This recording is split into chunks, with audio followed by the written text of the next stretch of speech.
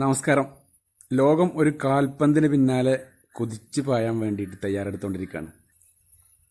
2026 FIFA world കപ്പിന് June 11 തുടക്കം കുറിക്കാൻ പോവാണ്. ഒരു ബ്രസീൽ ആരാധകൻ എന്ന നിലയിൽ ആദ്യം തന്നെ ബ്രസീൽ ടീമിൻ്റെ ഇത്തവണത്തെ സാധ്യതകളെക്കുറിച്ചിട്ട് കുറച്ച് കാര്യങ്ങൾ സംസാരിക്കാം എന്ന് വിചാരിക്കുന്നു. നിലവിലുള്ള ബ്രസീൽ ടീമിന് 2026 ലോക കിരീടം ചൂടാൻ സാധ്യതകളുണ്ടോ? എത്രത്തോളം? ഒറ്റ വാക്കിൽ പറഞ്ഞാൽ ഈ ടീമിന് വേൾഡ് കപ്പ് നേടാൻ സാധ്യതയുള്ള ടീം തന്നെയാണ് ബ്രസീൽ. ഇപ്പോൾ കോച്ച് ആൻസലോട്ടി പ്രഖ്യാപിച്ചിട്ടുള്ള 26 അംഗ ബ്രസീൽ ടീം ഒരു വേൾഡ് കപ്പ് കിരീടം ചൂടാൻ പ്രാപ്തമായ ടീം തന്നെയാണ്. എന്നാൽ ഇപ്പോൾ ബ്രസീൽ ടീം കളിച്ചു കൊണ്ടിരിക്കുന്ന നിലവിലെ ഫോമിൽ, അതേ ഫോമിൽ തന്നെയാണ്, അതേ കളി തന്നെയാണ് വേൾഡ് കപ്പിലും കളിക്കുന്നതെങ്കിൽ ഈ ടീമിന് ഈ വേൾഡ് കപ്പിൻ്റെ ഒരു ക്വാർട്ടർ ഫൈനൽ വരെയൊക്കെ മാക്സിമം എത്താൻ സാധിക്കുകയുള്ളൂ എന്നാണ് എൻ്റെ ഒരു ചെറിയ വിലയിരുത്തൽ. നമ്മളെക്കാൾ നന്നായി ഫുട്ബോൾ വിലയിരുത്തുന്ന, വളരെ മികച്ച രീതിയിൽ ഫോളോ ചെയ്യുന്ന, പഠിക്കുന്ന, അതിനെക്കുറിച്ചിട്ട് വലിയ രീതിയിൽ ഫുട്ബോൾ ഫോളോ അപ്പ് ചെയ്യുന്ന ഒരുപാട് സുഹൃത്തുക്കൾ നമ്മളെ സോഷ്യൽ മീഡിയയിൽ നമ്മളെ സുഹൃത്തുക്കളായിട്ട് തന്നെ ഇവിടെ ഉണ്ട്. നമ്മളെക്കാൾ നന്നായിട്ട് അറിവുള്ള ആളുകളുണ്ട്. ഞാൻ എൻ്റെ ചെറിയ അഭിപ്രായങ്ങൾ പങ്കുവെക്കുന്നത് മാത്രമേ ഉള്ളൂ. നിങ്ങൾക്ക് വ്യത്യസ്തമായ അഭിപ്രായങ്ങൾ ഉണ്ടാവും, അത് നിങ്ങൾക്ക് പങ്കുവെക്കാം. അപ്പോൾ പറഞ്ഞു വന്നത്, ഈ അവസാനം കളിച്ച പനാമക്കെതിരെയുള്ള ബ്രസീലിൻ്റെ മത്സരം വരെ വിലയിരുത്തുമ്പോൾ, തുടക്കത്തിൽ യോഗ്യത റൗണ്ട് മത്സരങ്ങൾ നമ്മൾ നോക്കുമ്പോൾ, ഇതുവരെയുള്ള പെർഫോമൻസ് വെച്ച് നോക്കുമ്പോൾ ഈ വേൾഡ് കപ്പ് എന്നല്ല, ഏത് വേൾഡ് കപ്പിലും ഒരു പ്രധാനപ്പെട്ട ടൂർണമെൻറ്റിൽ വലിയ ദൂരം മുന്നോട്ട് പോകാൻ കഴിയുന്ന ഒരു പെർഫോമൻസ് അല്ല ഇതുവരെ ബ്രസീൽ ടീമിൻ്റെ ഭാഗത്തു നിന്നും ഉണ്ടായിട്ടുള്ളത് എന്ന് നമ്മൾ സമ്മതിക്കേണ്ട ഒരു കാര്യമാണ്, തുറന്ന് സമ്മതിക്കേണ്ട ഒരു കാര്യം തന്നെയാണ്. പക്ഷേ ഒരു ലോക കിരീടം ചൂടാനുള്ള എല്ലാ കഴിവും പ്രാപ്തിയുള്ള ഒരു വലിയ സംഘം ആൻസലോട്ടി തയ്യാറാക്കിയിട്ടുണ്ട്. നമ്മൾ ഇതിനു മുമ്പുള്ള കോച്ചിനെ എടുത്താൽ ഡോറിവാൾ ജൂനിയറിൻ്റെ കീഴിലുള്ള ഒരു ടീമിനെ വെച്ച് താരതമ്യം ചെയ്യുമ്പോൾ ആൻസലോട്ടിൻ്റെ ടീമായിട്ട് വരുമ്പോൾ വലിയ മാറ്റങ്ങൾ ഉണ്ടായിട്ടുണ്ട്. നല്ല മാറ്റങ്ങൾ ആ ടീമിൻ്റെ ഒരു പ്രകടനത്തിലും മൊത്തത്തിൽ നോക്കുമ്പോൾ ആൻസലോട്ടിൻ്റെ കയ്യിൽ ടീം എത്തിയതിന് ശേഷം നല്ല മാറ്റങ്ങൾ ടീമിൽ ഉണ്ടായിട്ടുണ്ട്. പക്ഷെ വളരെ കുറഞ്ഞ സമയമാണ് ആൻസലോട്ടിക്ക് കിട്ടിയിട്ടുള്ളൂ. അതുകൊണ്ട് തന്നെ എത്രത്തോളം ചെയ്യാൻ പറ്റും എന്നുള്ളത് നമ്മൾ കാത്തിരുന്ന് കാണേണ്ട വിഷയമാണ്. ലോകത്തിലെ ഏറ്റവും മികച്ച മാനേജർമാരിൽ ഒരാളായിട്ടുള്ള ആൻസലോട്ടി ബ്രസീലിനെ പോലെയുള്ള ഒരു ടീമിൻ്റെ കോച്ചായി വരുമ്പോൾ എന്തൊക്കെ മാറ്റങ്ങളിൽ, എന്തൊക്കെ കാര്യങ്ങളാണ്, എന്തൊക്കെ പ്ലാനുകളാണ് നടപ്പിലാക്കാൻ പോകുന്നത് എന്നുള്ളത് നമുക്ക് കാത്തിരുന്ന് കണ്ടേ മതിയാവുള്ളൂ. ഒരു കോച്ച്, ഏത് കോച്ചായാലും ആ കോച്ചിൻ്റെ തന്ത്രങ്ങളെ, അയാളുടെ ചിന്തകളെ കളിക്കളത്തിൽ അതുപോലെ അടയാളപ്പെടുത്തുക, അല്ലെങ്കിൽ വരഞ്ഞു വെക്കുക എന്നൊക്കെ പറയില്ലേ, അതിനേക്കാൾ നന്നായി കളിക്കാർക്ക് കോച്ചിൻ്റെ തന്ത്രങ്ങൾ ആവിഷ്കരിച്ച് നടപ്പിലാക്കാൻ കഴിയുമ്പോഴാണ് ആ ടീമിന് റിസൾട്ട് ഉണ്ടാവുള്ളൂ. നമ്മളത് കഴിഞ്ഞ വേൾഡ് കപ്പിൽ സ്കലോനി അർജന്റീന ടീമിന് എങ്ങനെയാണ് അത് നമ്മൾ കണ്ടതാണ്. സ്കലോനിൻ്റെ തന്ത്രങ്ങൾ അതിനേക്കാൾ ഭംഗിയായിട്ട് മെസ്സിയും സംഘം കളിക്കളത്തിൽ അത് വരച്ചു വെച്ചു എന്നുള്ളതാണ് അവർക്ക് ആ കിരീടം ചൂടാനുള്ള റിസൾട്ട് ഉണ്ടായത് എന്നുള്ളത് നമ്മളെ മുന്നിലുള്ള. അതുപോലെ തന്നെയാണ് ഈ പ്രാവശ്യം ബ്രസീലിൻ്റെ കാര്യം എടുത്ത് നമ്മൾ നോക്കിയാലും ആൻസലോട്ടിയുടെ തന്ത്രങ്ങൾ എത്രത്തോളം നന്നായിട്ട് കളിക്കളത്തിൽ നടപ്പിലാക്കാൻ ഇപ്പോഴത്തെ ബ്രസീൽ ടീമിന് സാധിക്കും എന്നതാണ് നമ്മൾ കാതോർത്തിരിക്കുന്നത്. ബ്രസീൽ ടീമിൻ്റെ ഒരു സ്ട്രെങ്ത് ഇപ്പോഴത്തെ ഒരു സ്ക്വാഡിനെടുത്ത് നമ്മൾ പരിശോധിച്ചാൽ തന്നെ ഗോൾ പോസ്റ്റിന് കീഴിൽ ലോകത്തിലെ ഏറ്റവും മികച്ച ഗോൾ കീപ്പർമാരിൽ ഒരാളായിട്ടുള്ള ആലിസൺ ബെക്കറാണുള്ളത്. അദ്ദേഹത്തിന് പകരക്കാരായിട്ട് ഒട്ടും മോശമില്ലാത്ത എഡേഴ്സൺ ഉണ്ട്, വെവേർട്ടൻ ഉണ്ട്. ഡിഫൻസിൽ ഫുൾ ബാക്കുകളായിട്ട് മാർക്കിഞ്ഞോസും ഗബ്രിയൽ മഗല്ലസും, അതായത് ആഴ്സണലിന് പ്രീമിയർ ലീഗ് നേടിക്കൊടുത്ത, PSG ചാമ്പ്യൻസ് ലീഗ് നേടിക്കൊടുത്ത മാർക്കിഞ്ഞോസും മഗല്ലസും പ്രതിരോധം നിയന്ത്രിക്കാനുണ്ട്.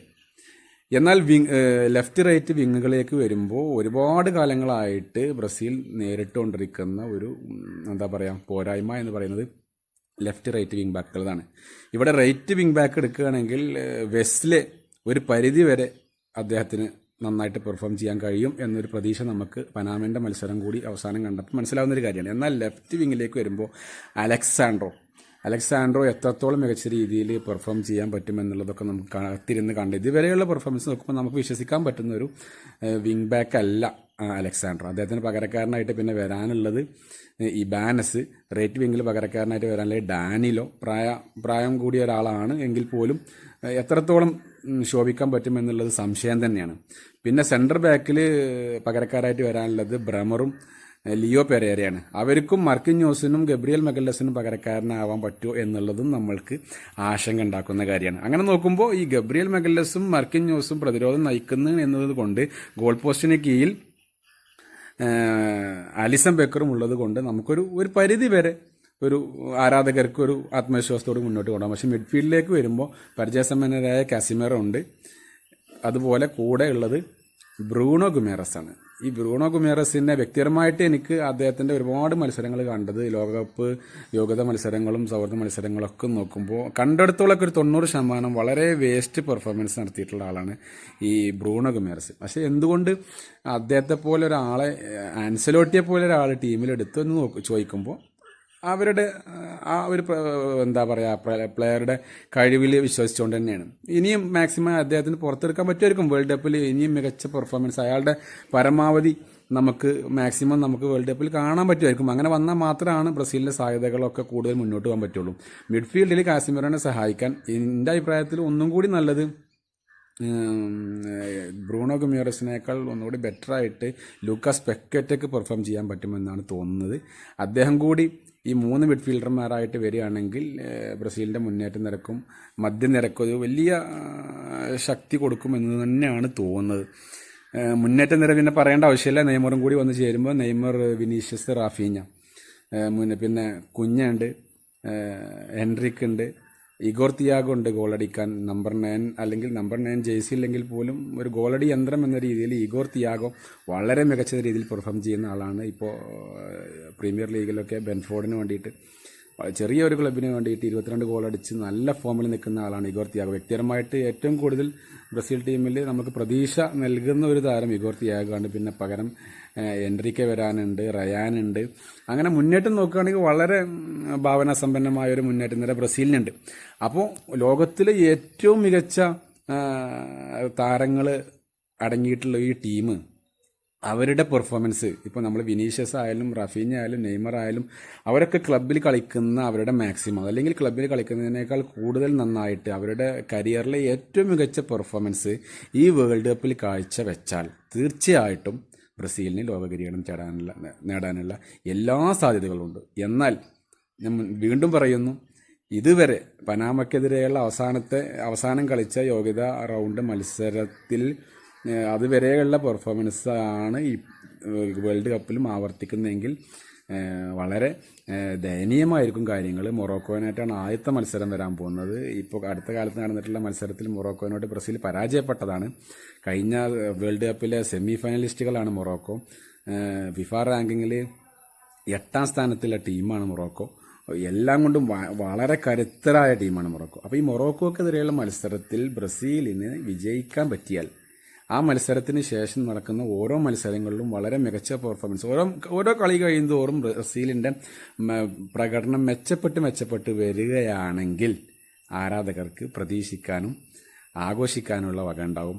അതല്ലെങ്കിൽ നമ്മൾ തീർച്ചയായിട്ടും ഈ പ്രകടനം വിലയിരുത്തിക്കൊണ്ട് ഒരു വലിയ ബിഗ് മാച്ചിലേക്കൊക്കെ പോകുമ്പോൾ സ്വാഭാവികമായിട്ടും നമുക്ക് പ്രതീക്ഷിക്കുന്ന റിസൾട്ടല്ല, നിരാശാജനകമായ റിസൾട്ടായിരിക്കും ഉണ്ടാവാൻ പോവുക എന്നുള്ളത് ഒരു ബ്രസീൽ ആരാധകൻ എന്ന രീതിയിൽ പറയുന്നതിൽ വിഷമമുണ്ടെങ്കിൽ പോലും അതാണ് വസ്തുത. പിന്നെ ആരാധകർക്ക് ആശ്വസിക്കാനുള്ളത് ഞാൻ മുമ്പ് പറഞ്ഞ പോലെ കാർലോ ആൻസലോട്ടി, ഇറ്റലിക്കാരനായ ആൻസലോട്ടി ഇന്ന് ലോകത്തിലെ ഏറ്റവും മികച്ച കോച്ചാണ്. അദ്ദേഹത്തിൻ്റെ ബുദ്ധിയിൽ എന്തൊക്കെ കാര്യങ്ങളാണ് ഉള്ളത്, എങ്ങനെയാണ് അയാൾ പ്ലാൻ ചെയ്യുന്നത്, പ്രത്യേകിച്ച് നെയ്മർക്ക് എന്ത് റോളായിരിക്കും ടീമിലുള്ളത് എന്നൊക്കെ നമുക്ക് കാത്തിരുന്ന് കാണേണ്ടതാണ്. അത് ആൻസലോട്ടീനെ പോലെ ഒരാൾ കോച്ചായിട്ടുള്ളതും ലോകോത്തര താരങ്ങൾ ടീമിലുള്ളതും ഒക്കെ നമുക്ക് ബ്രസീൽ ഫാൻസിന് ആശ്വാസം നൽകുന്ന കാര്യമാണ്. പിന്നെ 2002 നമ്മൾ നോക്കുകയാണെങ്കിൽ ഇതുപോലെ തന്നെയാണ്. ബ്രസീലിന് വലിയ സാധ്യതകളൊന്നും ഇല്ലാതെയാണ് ബ്രസീൽ ടീം 2002 യോഗ്യത നേടുന്നതും കപ്പടിച്ചുകൊണ്ട് പോകുന്നതും. അതുപോലെ തന്നെ ഇപ്രാവശ്യം ആരും വലിയ സാധ്യത ബ്രസീലിന് കൽപ്പിക്കുന്നില്ല. അത്തരത്തിലൊരു സാഹചര്യമാണുള്ളത്. 1970 വേൾഡ് കപ്പ് നേടിയതിനു ശേഷം 24 കൊല്ലം കഴിഞ്ഞ് 1994 ബ്രസീൽ വേൾഡ് കപ്പ് നേടുന്നത്. അത്ര ഒരു അതുപോലത്തെ ഒരു കാലയളവാണ് ഇപ്പോഴും വന്നിട്ടുള്ളത്. 2002 വേൾഡ് കപ്പ് നേടിയതിനു ശേഷം 24 വർഷത്തെ കാത്തിരിപ്പിന് ശേഷം 26ലേക്കാണ് ബ്രസീൽ വേൾഡ് കപ്പ് കളിക്കാൻ പോകുന്നത്.